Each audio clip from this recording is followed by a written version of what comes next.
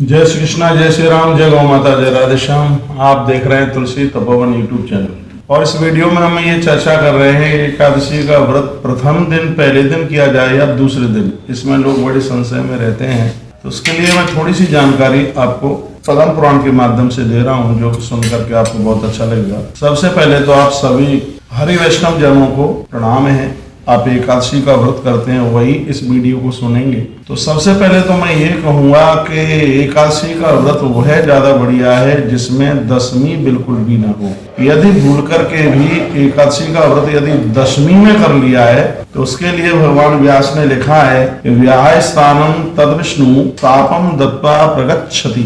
यदि दशमी में एकादशी हो गया है, 10 भेदी एकादशी का व्रत हो गया है, तो भगवान उस भक्त को श्राप दे करके और उस स्थान को छोड़ करके चले जाते हैं। पद्म पुराण के उत्तरखंड में इस बात को दर्शाया गया है। स्वयं भगवान कहते व्याह स्थानम तद विष्णु शापम दत्वा प्रगच्छति।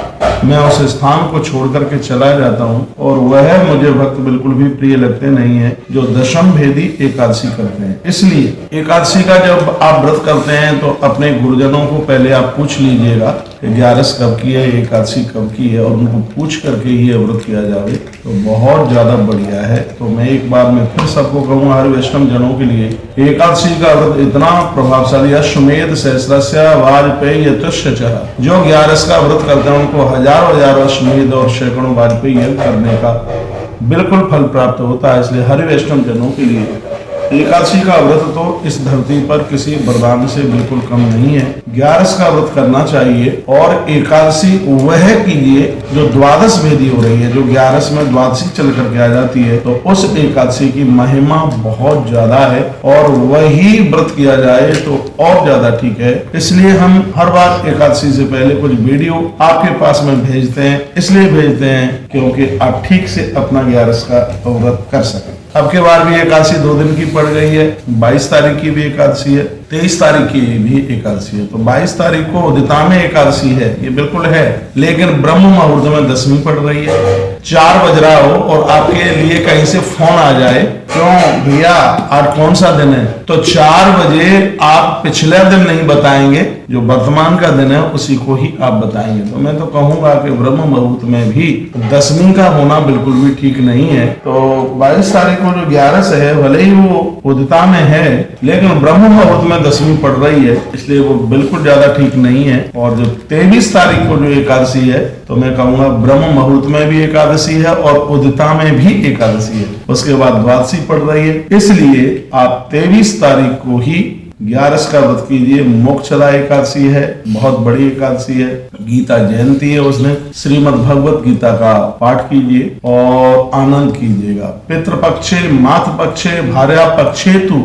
वाणवहा, हमारे ग्रंथों में लिखा गया जो एकादशी का व्रत करता है वो पिता के वंश को, माता के वंश को और ससुराल के वंश को उद्धार कर देता है। ये 11 की इतनी बड़ी महिमा है। अगली वीडियो में मैं आपको मोक्षदा एकादशी की व्रत कथा भी सुनाने वाला हूं। तो उससे पहले मैंने आज आपको 22 तारीख से पहले यानी आज 21 तारीख को ही मैंने निवेदन कर दिया है कि आपको कौन सी एकादशी करनी चाहिए, और भी लोगों को जानकारी दीजिए। इस बात को बिल्कुल भी मत भूलना, यदि एकादशी में दशमी पड़ गई और आपने भूल करके भी वो व्रत कर लिया तो व्याह स्थानम तद विष्णु शापम दत्वा प्रगच्छति। स्वयं भगवान कहते हैं कि जो एकादशी में दशमी का व्रत करते हैं उस घर को मैं त्याजित कर देता हूँ, उस घर को मैं छोड़ देता हूँ, उस स्थान पर मैं कभी भी नहीं रहता। इसलिए सभी दर्शकों, भगवत भक्तों, हर वैष्णव जनों, दूसरे दिन की ही आप 11 किया करें, एकादशी किया करें जो द्वादश भेदी है। तो द्वादश भेदी जो एकादशी है वो 23 तारीख को पड़ रही है और मेरी तो हर बात प्रमाण के साथ आपके पास में पहुंचती है। तो 23 तारीख को ही आप 11 कीजिए। अगली वीडियो में मैं व्रत कथा और उसके पारण की भी बात मैं कह रहा हूँ, वो भी आप सुन लीजिएगा। और अभी मैं तुलसी मंगलवाणी यूट्यूब चैनल और तुलसी मंजरी यूट्यूब चैनल पर भी एकादशी के बारे में कुछ बातें, जागरण के बारे में मैं निवेदन करूंगा। एकादशी के दिन जो आप जप करते हैं उसकी महिमा कितनी बड़ी है उसके बारे में भी मैं आपको बात करूंगा। तो तुलसी मंजरी यूट्यूब चैनल और तुलसी मंगलवाणी यूट्यूब चैनल को भी जरूर देखते रहिए। जय श्री कृष्णा, जय श्री राम, जय गौ माता, जय राधे श्याम।